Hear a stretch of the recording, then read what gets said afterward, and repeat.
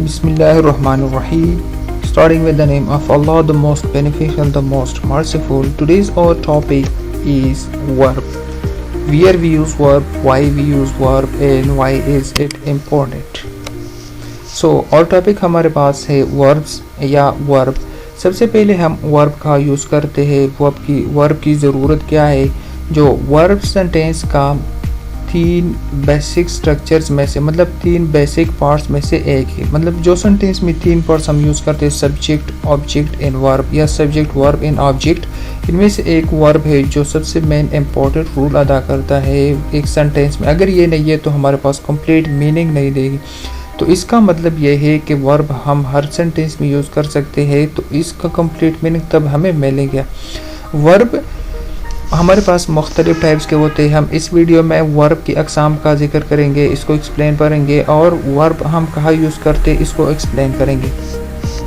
सबसे पहले हम वर्ब का डेफिनेशन देखते हैं. Verb are used to indicate the actions, processes, conditions और state of being of people और थिंग्स. वर्ब जो हमारे पास है ये चीज़ें ज़ाहिर करते हैं. या तो एक्शन हमें शो करता है, या हमारे प्रोसेस शो करता है, या हमारे कंडीशन शो करता है, या स्टेट शो करता है, या being of people. State being of people मतलब एक बंदे का ज़ाहिर होना, एक चीज़ का ज़ाहिर होना, एक चीज़ का होना ज़ाहिर करता है. इसका कंडीशन हालत ज़ाहिर करता है. प्रोसेस इसका जो अमल होता है वो ज़ाहिर करता है. या एक्शन कोई काम मुझे हमें दिखाते हैं, उसके लिए ज़ाहिर करने के लिए, हम एक्सप्रेस करने के लिए हम वर्ब्स यूज़ करते हैं. तो वर्ड्स का डेफिनेशन हम ये भी कर सकते हैं.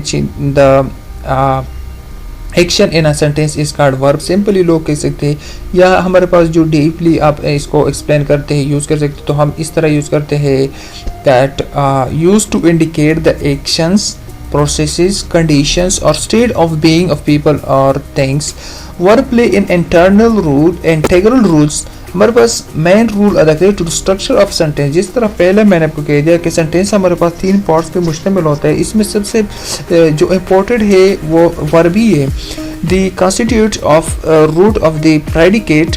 और जो हमारे पास प्रेडिकेट जिसका जो मेन चीज़ है वही कॉन्स्टिट्यूट जो रूट ऑफ द प्रेडिकेट है, विच लॉन्ग विद द सब्जेक्ट, जो सब्जेक्ट को हमें शो करता है कि सब्जेक्ट ये काम करता है, ये काम करने वाला है, ये काम, इसकी कंडीशन ये, इसकी हालत है, ये इसकी कॉन्स्टिट्यूट रूट हमें शो करता है.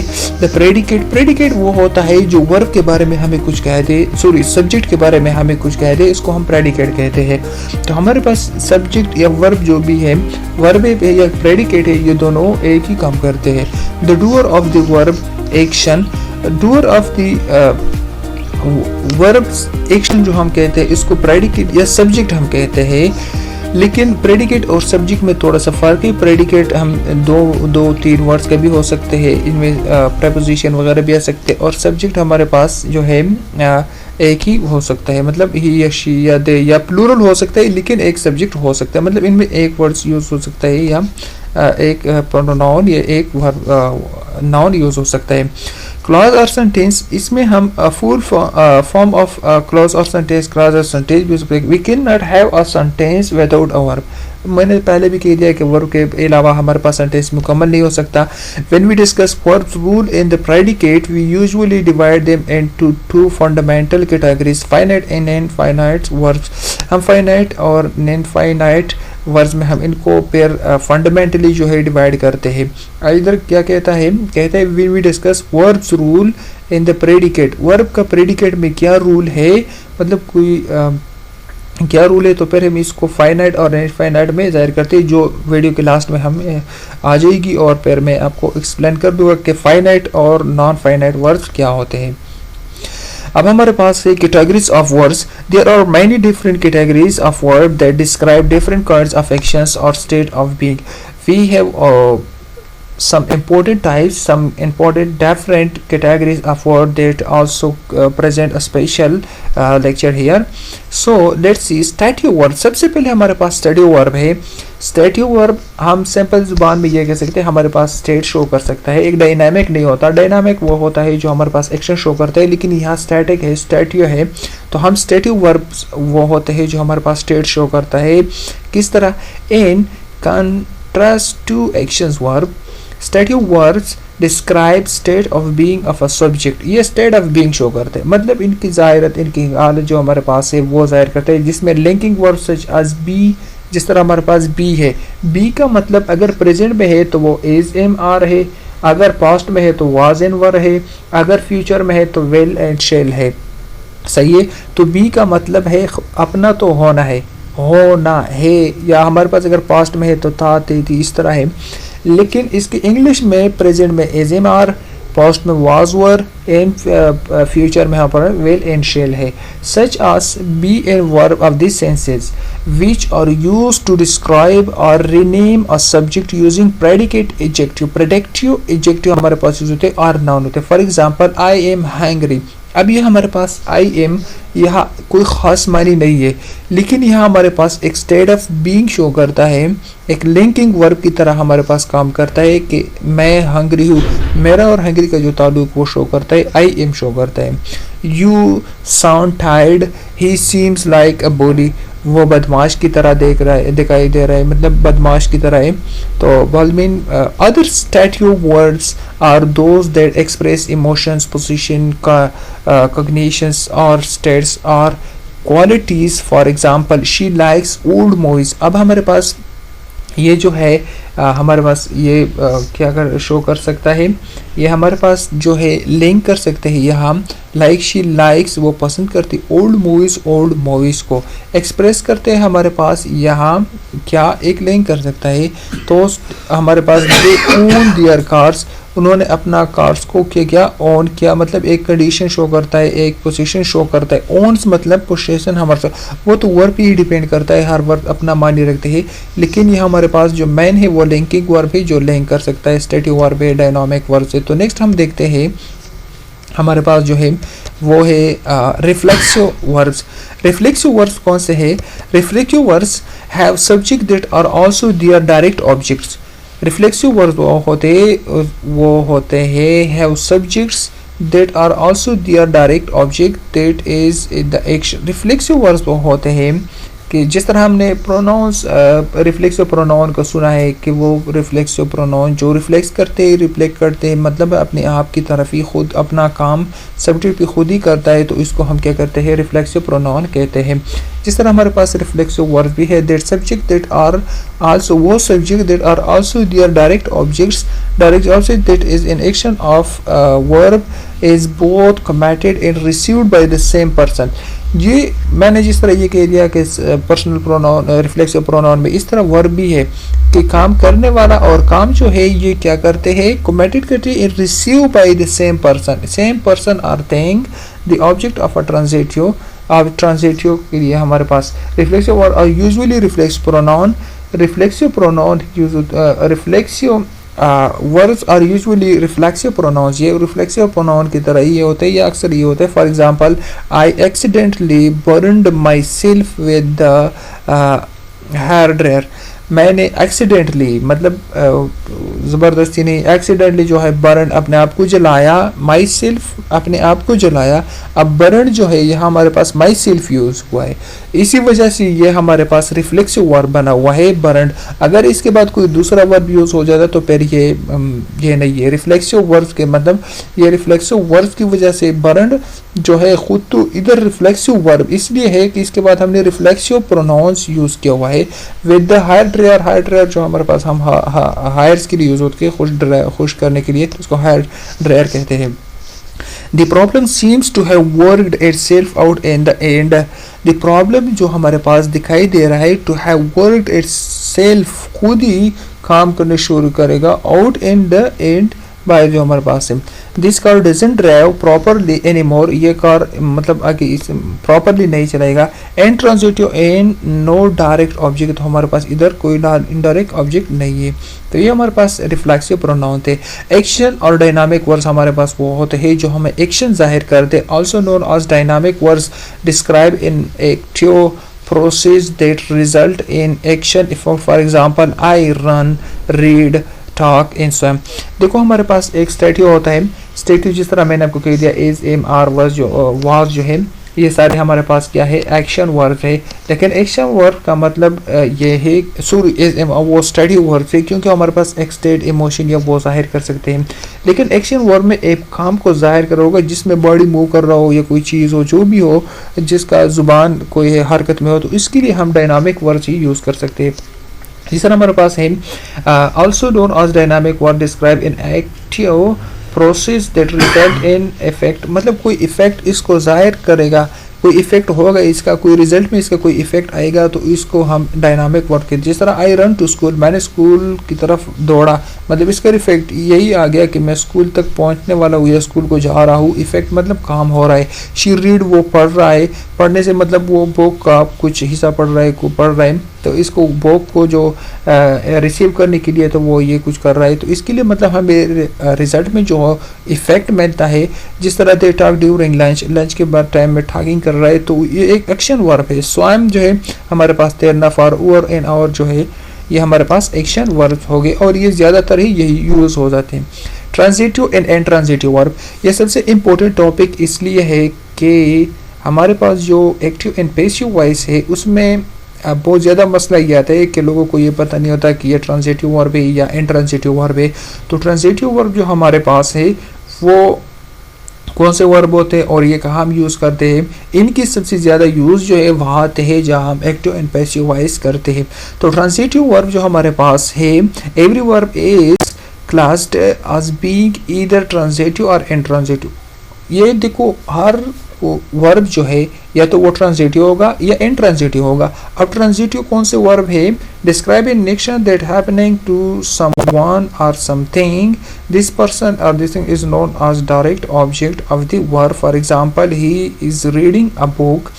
अब ट्रांजिटिव वर्ब वो है जो एक ऑब्जेक्ट से पास हो रहे, मतलब इसके लिए एक ऑब्जेक्ट की ज़रूरत है, ऑब्जेक्ट के बगैर ये कंप्लीट नहीं होगा। मतलब ऑब्जेक्ट की ज़रूरत है और ये डायरेक्ट ऑब्जेक्ट की ज़रूरत होगी इसी, मतलब कोई ऑब्जेक्ट से वो पास होगा, तो इसके लिए हम क्या कहते हैं, उसको हम डायरेक्ट ट्रांजिटिव वर्ब कह सकते हैं। हमारे पास एक एक्शन जाहिर करता है ताकि किसी को होगा, मतलब ये हैपनिंग होगा, वाक़या होगा किसी पर या किसी चीज़ पर, तो इसको हम क्या कहते हैं, और इसका डायरेक्ट ऑब्जेक्ट होगा, इनडायरेक्ट नहीं, इसका डायरेक्ट ऑब्जेक्ट होगा, और इसको हम कहते हैं ट्रांजिटिव वर्ब कहते हैं। Like he is reading a book, वो किताब पढ़ा है। The action of reading is happening to the book. देखो, अब बुक पे ये काम हो रहा है, तो इसके लिए इस बुक का ज़रूरत है कि वो रीड कर रहा है, क्या रीड कर रहा है, क्योंकि जब ये हम एक्टिव से पैसिव वर्ब में फिर कन्वर्ट करते हैं तो फिर हमें ये मसला आ जाता है कि वहाँ अगर ट्रांजिटिव वर्ब नहीं है तो हम वो कन्वर्ट नहीं कर सकते, वो नहीं कन्वर्ट हो सकता।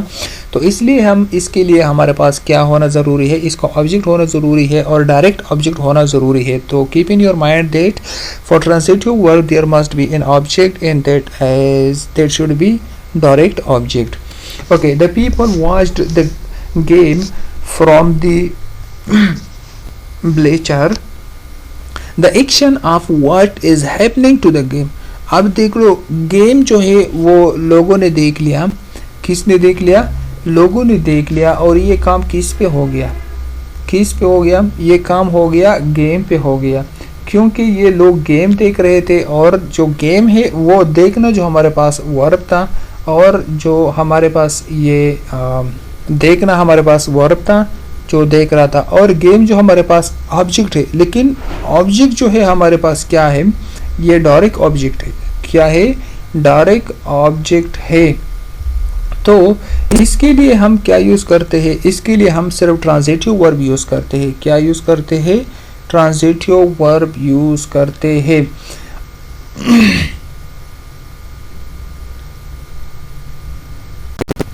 ओके, सो हमारे पास ये जो था ट्रांजिटिव वर्ब थे, और सॉरी ये, हाँ, ये सिर्फ ट्रांजिटिव वर्ब थे। तो आगे हम देखते हैं इंट्रांजिटिव वर्ब। इंट्रांजिटिव वर्ब जो हमारे पास क्या कहते हैं, इंट्रांजिटिव वर्ब जो हम क्या कहते हैं, जो इसको वर्ब की मतलब सॉरी ऑब्जेक्ट की ज़रूरत नहीं हो तो उसको हम क्या कहते हैं, इंट्रांजिटिव वर्ब की। ये तो ट्रांजिटिव थी, ट्रांजिटिव में अगर फिर भी आपको कोई मुश्किल हो तो आप पूछ सकते हो, है ये। इसलिए मैं यही देख रहा था, हमारे पास मैंने अगला PDF इसमें ट्रांजिटिव और इंट्रांजिटिव। इसमें इंट्रांजिटिव है ही नहीं, सिर्फ मैंने ट्रांजिटिव का डेफिनेशन ही डाला हुआ है। तो इंट्रांजिटिव हमारे पास इंट्रांजिटिव मैं देखूँ, इंट्रांजिटिव तो ट्रांजिटिव यही है।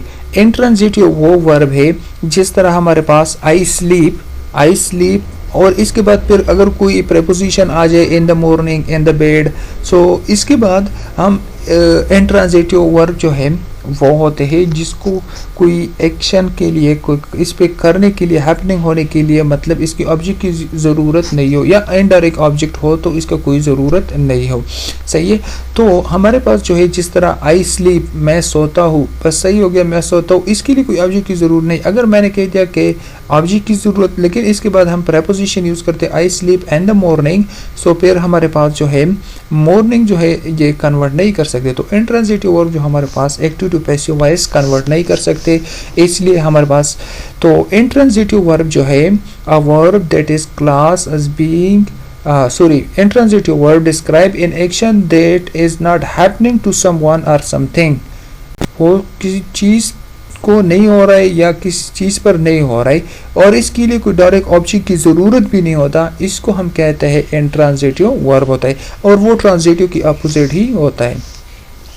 इसके बाद हमारे पास कंजुगेशन होता है। We discuss words we usually must touch upon conjugation. This is the inflection. Inflection कह सकता है चेंजिंग अ फॉर्म जो हमारे पास of verb to create new meaning in a specific context. We generally refer to tense. Tense हम generally refer करते हैं which we looked at briefly above when we talk about conjugation, but words experiences a large amount of inflection depending on how they are being। अब ये verb के साथ ताल्लुक रखता है कि मतलब कंजुगेशन कह सकता है कि वर्ब का हम फॉर्म किसी चेंज कर सकते हैं। फॉर्म चेंजिंग में इसका मानी चेंज हो सकता है, ये इसका स्पेलिंग चेंज हो सकता है, तो इस ये कंजुगेशंस में आ जाते हैं। तो for more information go to the chapter on conjugation in the parts of the guide called inflection accident. तो ये मैंने पिछले दफ़ा भी एक्सप्लेन किया हुआ है, दोबारा भी मैं इसको ब्रीफली एक्सप्लेन कर दूंगा कि कंजुगेशन जो हमारे पास वर्ड को हम क्या करते हैं, इसकी फॉर्म को क्या करते हैं शेप करने के लिए, इसको चेंज करने के लिए, इसका जो मीनिंग चेंज हो जाते हैं, इसको हम कंजुगेशन ही कह सकते हैं। और कंजुगेशन जो हमारे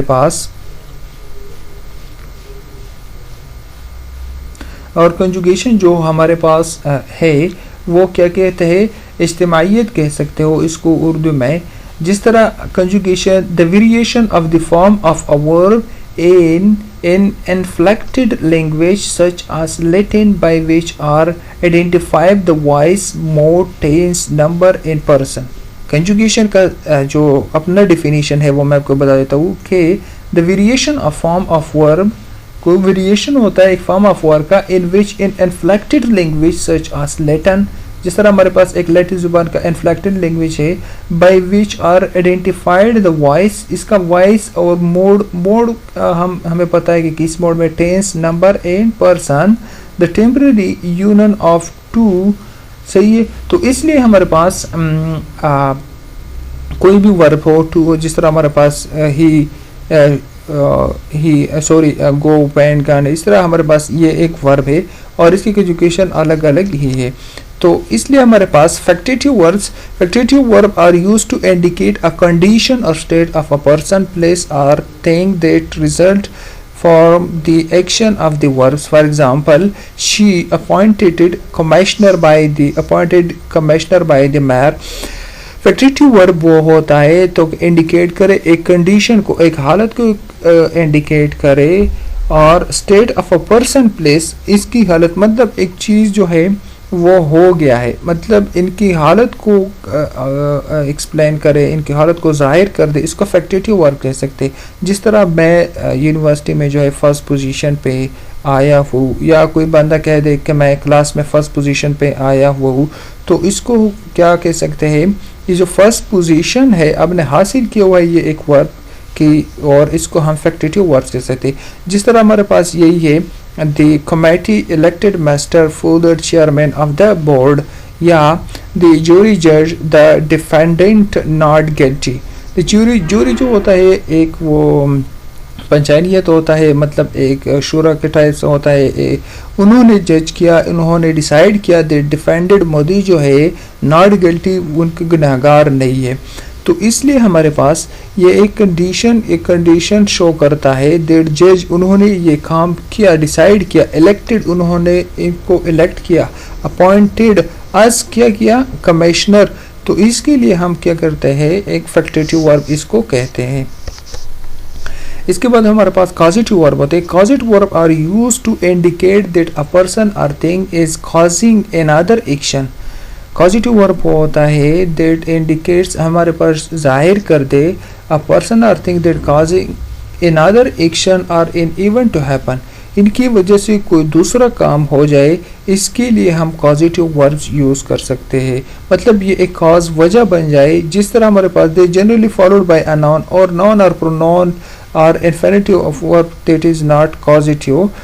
देखो हमारे पास कॉजेटिव वर्ब जो है are used to indicate that a person और thing is causing another action, एक दूसरा जो है हमारे पास दूसरा काम काज हो रहा है, इसकी वजह से दूसरा काम हो रहा है। जिस तरह मैं कहता हूँ ये कार बहुत पुराना है, इसलिए हमें यही मसला हो गया इसमें, या इसमें इसलिए इसमें जो है टूट फूट का शिकार है ये।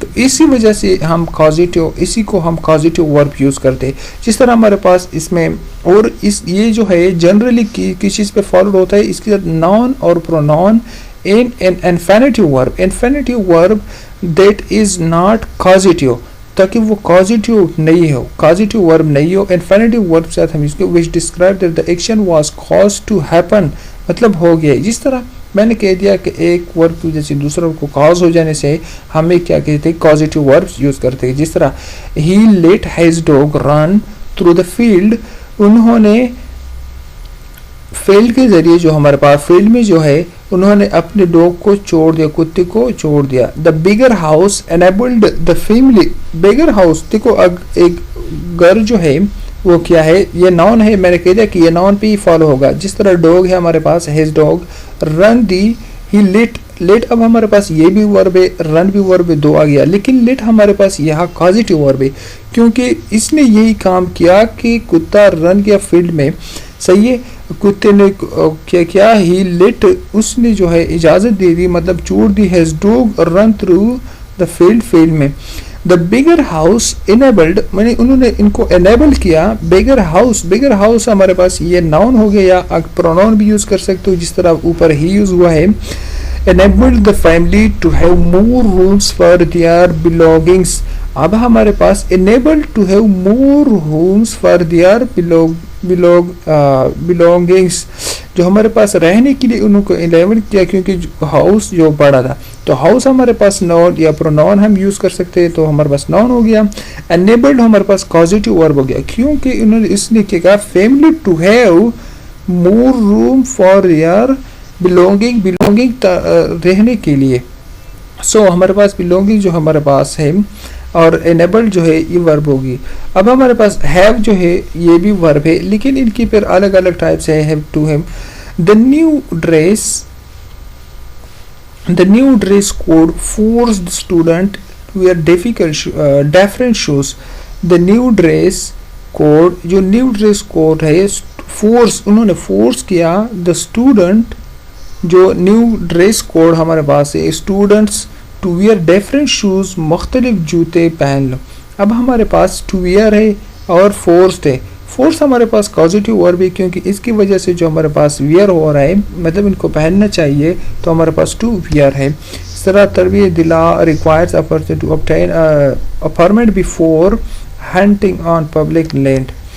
तो हमारे पास अब कंडीशनल वर्ब से, कंडीशनल इसमें ये मैं एक अलग इस पे भी वो लूँगा, लेक्चर लूँगा इंशाल्लाह, आपको एक्सप्लेन करूँगा क्योंकि फिर वीडियो और भी बढ़ती जा रही। अभी तकरीबन 25 मिनट तक पहुँच गई, लेकिन कुछ नहीं, अगर आपको कुछ समझ आ गई हो तो बहुत अच्छा।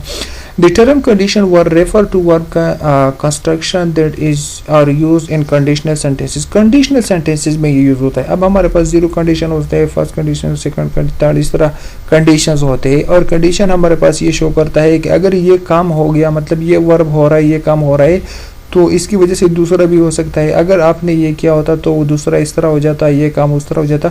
तो इसको हम कंडीशनल वर्ब्स कहते हैं। इनकी भी अपनी किस्म है, अपनी कैटेगरीज है, और वो एक मैं अलग वीडियोज़ में इंशाल्लाह एक्सप्लेन करूँगा।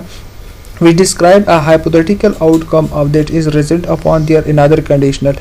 देखो एक रिजल्ट सिचुएशन बीइंग ट्रू, ये कंडीशनल वर्ब वो होते हैं कि एक हाइपोथेटिकल आउटकम, मतलब एक चीज़ जो है इसका आउटकम इस तरह रिलेवेंट अपॉन शो करता है एक दूसरे वर्ब पे, तो इसका रिजल्ट इस तरह आ सकता है, मतलब इसकी वजह से वो मुतासर हो सकता है, इस पर ये रिजल्ट आ सकता है। This sentence most often use the conjunction if with one of the verbs to express the conditional situation and often use modal auxiliary verbs। modal auxiliary verbs को भी मैं एक अलग वीडियो में एक्सप्लेन करूँगा, क्योंकि ये एक अलग एक लंबा टॉपिक से लेक्चर है, तो इंशाल्लाह मैं एक्सप्लेन कर दूँगा। hypothetical outcome of for example the leaves will fall at if the wind blows। अब हमारे पास क्या है, एक कंडीशन ये है, क्या होगा। अब अगर ये कंडीशंस है, फिर मैं इसका कंडीशंस का एक अलग वीडियो बना लूँगा इंशाल्लाह। द लीव्स विल फॉल, पत्ती गिर जाएगी, इफ द वाइंड ब्लोज, अगर हवा आ गई, मतलब ब्लोज मीन हवा को कहते हैं, जो वाइंड ब्लोविंग हम कह सकते हैं। तो एक होता है माइंड ब्लोविंग, वो नहीं, वाइंड ब्लोविंग। वाइंड ब्लोविंग जो है वो हवा का चलना तेज़ रफ्तार में, तो इसको ब्लाउज हम कह सकते हैं, या जिस तरह हम अपने मुंह से फूंक मारते हैं इसको भी ब्लाउज कहते हैं, ठीक है। तो कहते मतलब ये डिपेंड करता है, कंडीशन है क्या हो जाएगा, पत्ती जो है वो गिर जाएगी अगर क्या हो गया, हवा आ गई। If you had done your chores, अगर आपने अपने काम किए हुए, you could have heard an ice cream cone, आप अपने क्या कर सकते हो, आप आइसक्रीम खा सकते हो। तो मतलब अगर आपने काम नहीं किया हो और आप आइसक्रीम ले लो, तो फिर आप उसको नहीं खा सकते थे, क्योंकि वो मेल्ट हो जाता है, तो इसके साथ फिर मुश्किल हो जाता है। You wouldn't get better grades if you studied harder, you would get better grade, आप अच्छी ग्रेड हासिल कर सकते हो, इफ़ यू स्टडीड हार्ड। अब देखो ये कंडीशन है और ये ट्रू भी है, मतलब जिस तरह पहले में हमने बता दिया कि ये पत्ते गिर सकते हैं, अगर हवा आ गई तो हवा आ गई, ज़रूर वो गिर सकती है।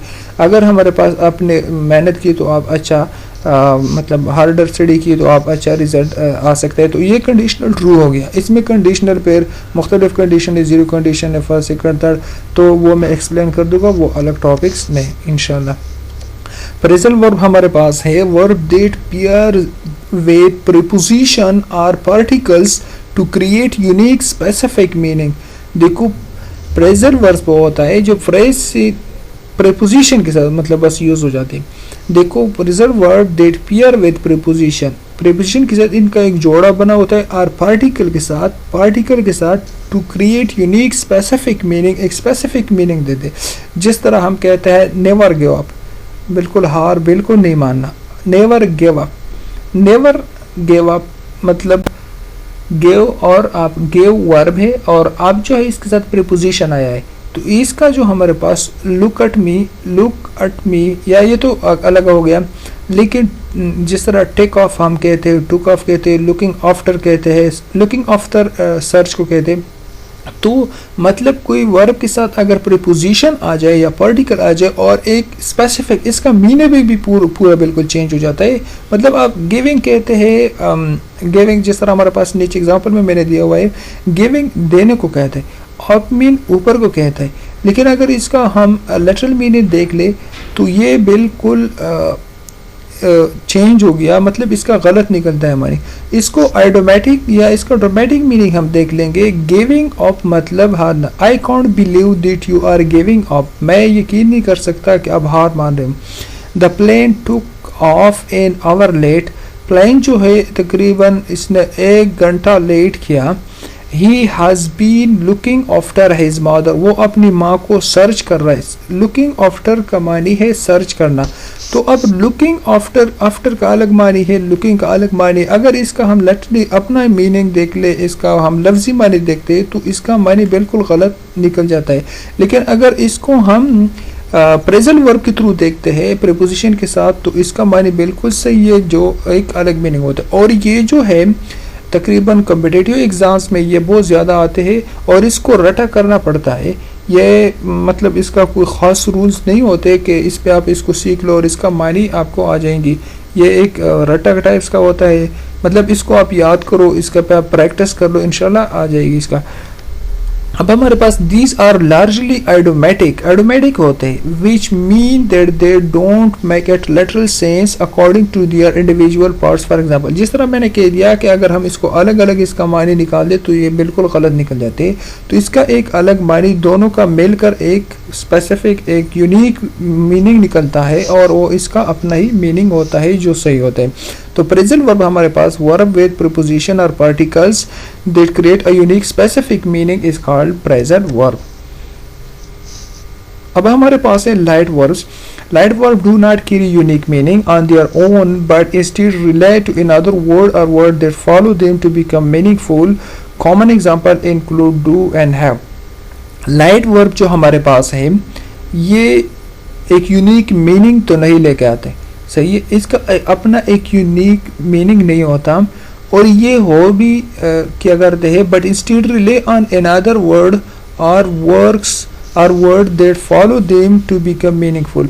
ये दूसरे वर्ब के साथ मतलब दूसरे वर्ड्स के साथ मदद करते ताकि इसका मीनिंग जो है मीनिंगफुल बना दे, मतलब इसके साथ हम यूज़ कर सकते। जिस तरह हमारे पास ये डू है, हैव है, हार्ड है, टैक है, ये सारे क्या हो गया, ये कॉमन एग्जांपल है इनके। डू योर होमवर्क, अब हमारे पास डू जो है वो भी वर्ब है और होमवर्क जो हमारे पास है एक वर्ड है, इसका मानिए का घर का काम। अब डू योर होमवर्क, जो काम करो अपना मतलब घर का काम करो। Why don't we have something to eat, अब हमारे पास जो है होमवर्क जो हमारे पास अब ये वर्ड है लेकिन इसका मीनिंग जो है हमारे पास लाइट वर्ब में आ जाती है, या इसका मतलब इनका जो मीनिंग हमें डू नहीं दे दिया, मतलब करने को कहते हैं, एक वर्क शो करता है। Why don't we have something to eat, why don't we have something to eat, इसका मतलब ये है कि हैव समथिंग का मतलब हैव रखना है, समथिंग टू ईट मतलब खाने के लिए। आई टुक अ शॉवर बिफोर ब्रेकफास्ट, आई टुक मैं नहा चुकी हूँ बिफोर अ ब्रेकफास्ट से पहले। In many cases, the same light verb will have different meaning depending on the words or word with it been paired with. ये देखो different meaning शो कर सकता है। जिस तरह मैं कह सकता हूँ have का अपना मानी जो है वो क्या हो सकता है, have मीन रखना या होना कह सकते हैं, रखना, या helping verb जो tenses में भी यूज हो सकता है। जिस तरह I have a pen, मैं एक पेन रखता हूँ, मेरे पास एक पेन है। सो हैव का मतलब, लेकिन इसके साथ मिलकर इसका मीनिंग बिल्कुल चेंज हो गया। जिस तरह टुक का मतलब है लेने, जो हमारे पास किसी बंदे से कोई चीज़ लेना, आई टेक योर पेन, तो आई टुक अ शावर, लेकिन इधर यहाँ मानी इसका क्या हो गया, नहाना हो गया। क्या हो गया, नहाना हो गया, और इसका मानी बिल्कुल चेंज हो गया। लेकिन इस शॉवर इसका मानी बिल्कुल मीनिंग फील बन गया कि इसका शॉवर का, जिस तरह टू की वजह से। तो इसी वजह से please don't make a mess, make हमारे पास जो है बनाने को कहते हैं। इन मैस जो हमारे पास गंदगी या कोई चीज़ होता है, शोर वगैरह, इसको हम कहते हैं mess. Please make your bed, अपना बेड बना दो। बेड जो हमारे पास होते हैं चारपाई वगैरह बिस्तर, इसको हम ये तो इसके लिए हम भी यूज़ कर सकते। मतलब ये खुद तो अपना एक अनमीनिंग फील होता है लेकिन दूसरे वर्ड के साथ मिलकर इसको एक मीनिंग फील बना देते हैं। Finite in non finite verbs, the predicate required at least one finite verb to be considered complete. A finite verb has a direct relationship to the subject of a sentence or class. The predicate जो हमारे पास वो होते हैं जो verb के बारे में कुछ कहते हैं, वर्ब को मुझे शो करते हैं कि दिस वर्ब क्या काम कर रहा है, इसको हम प्रेडिकेट कहते हैं। Required at least one finite verb, एक फाइनाइट वर्ब ज़रूर रखता है, मतलब इसको ज़रूरत बिल्कुल होता है फाइनाइट वर्ब। प्रेडिकेट जो है इसमें एक फाइनाइट वर्ब ज़रूर होगा। To be considered complete, a finite verb has directly relationship with to the subject of a sentence और क्लास। ये सब्जेक्ट मतलब ये जो फाइनाइट वर्ब है इसमें सॉरी प्रेडिकेट है, इसमें एक फाइनाइट वर्ब ज़रूर होगा ताकि कोई कंप्लीट एक काम शो हो जाए एक सब्जेक्ट का कि सब्जेक्ट ये काम कर रहा है कोई सेंटेंस में या क्लास में। And doesn't require another verb in the sentence in order to be grammatically correct. For example I swim every day. अब देख लो प्रेडिकेट जो हमारे पास है वो दूसरे वर्ब की ज़रूरत नहीं रखती, सिर्फ फाइनाइट वर्ब अगर हो तो इसका सब्जेक्ट के लिए बस इतना ही काफ़ी है ताकि इस वर्ब को कम्प्लीटली मीनिंग दे सके। तो अब आई स्विम एवरी डे इसका हमें सही समझ आ गया, मतलब आई स्विम इज़ इनफाइनाइट हमारे पास आ गया, सही है। आई स्वयं एवरी डे मैं हर रोज़ तैरता हूँ। शी रीड्स मैनी बुक्स वो बहुत किताबें पढ़ते हैं। तो हमारे पास बुक्स जो है मैनी बुक जो हमारे पास है एवरी डे जो है ये क्या हो गया फाइनाइटिव सॉरी ये रीड जो है हमारे पास स्वयं जो है और ठाक जो है ये फाइनाइटिव वर्ब हो गए। और जो हमारे पास बुक्स हो गया डे हो गया एवरी डे हो गया ये ऑब्जेक्ट हो गए, क्या हो गए ऑब्जेक्ट हो गए, क्योंकि एक ही ऑब्जेक्ट की इसकी ज़रूरत है हमें। तो इसके लिए ऑब्जेक्ट से पास हो के ये क्या हो गया फाइनाइट वर्ब बन गए। He talk for several hours वो कुछ घंटों से बात कर रहे हैं। तो each of the above is finite verb, ये सारे हमारे पास फाइनाइट वर्ब है। Swim read and talk expressing an action that is directly related to the subject. देखो मैंने कह दिया कि ये डायरेक्ट रिलेट करता है सब्जेक्ट से, सब्जेक्ट के साथ डायरेक्ट रिलेशनशिप है इसका क्योंकि ये डायरेक्ट सब्जेक्ट करता है। देखो आई स्विम मैं डायरेक्ट मैं तैरता हूँ डायरेक्ट तैरता हूँ। मैं ये नहीं कहता कि आई स्विम सॉरी जिस तरह हमारे पास मैं ये नहीं कहता that I talk him for several. अब देखो हमारे पास सेवरल हिम भी आ गया। तो इसका मतलब ये है कि हम ये फाइनाइट जो है वो डायरेक्ट रिलेशनशिप करता है, डायरेक्ट वर्ब का जो डायरेक्ट रिलेशनशिप है वो सब्जेक्ट के साथ होता है। और this sentence in non finite on the other hand do not express that relationship directly. और नॉन फाइनाइट जो है वो डायरेक्टली नहीं होता। जिस तरह हमारे पास I bring a car for my children, I bring a car for my children. तो हमारे पास यहाँ हमारे पास ब्रिंग जो है मेरे साथ ये डायरेक्ट रिलेशनशिप है इसका और मेरे चिल्ड्रन के साथ इसका कोई ताल्लुक नहीं। तो ये मेरे पास इसका डायरेक्ट रिलेशनशिप है कि ये काम मैंने किया हुआ है, मतलब मैंने वो कार लेके आए। तो इसका मतलब है फाइनाइटिव वर्ब। नॉन फाइनाइटिव जो मेरे पास डायरेक्ट ताल्लुक नहीं है, सही है। जिस तरह मैं कह रहा हूँ that I bought a car to drive, I bought a car to drive, car चलाने के लिए मैंने एक कार खरीद लिया। तो चलाना भी वर्ब है और बाउट भी वर्ब है। तो हमारे पास दो वर्ब आ गए, एक डायरेक्ट और एक इनडायरेक्ट, एक फाइनाइट एक नॉन फाइनाइट है। जो हमारे पास डायरेक्ट इसका ताल्लुक नहीं है वो उसको कह सकते हैं सब्जेक्ट के साथ डायरेक्ट ताल्लुक, तो इसको नॉन फाइनाइट कहते हैं। और जिसका डायरेक्ट ताल्लुक है रिलेशनशिप उसको फाइनाइट वर्ब कह सकते हैं। So thank you for watching in your support, see you soon, good bye.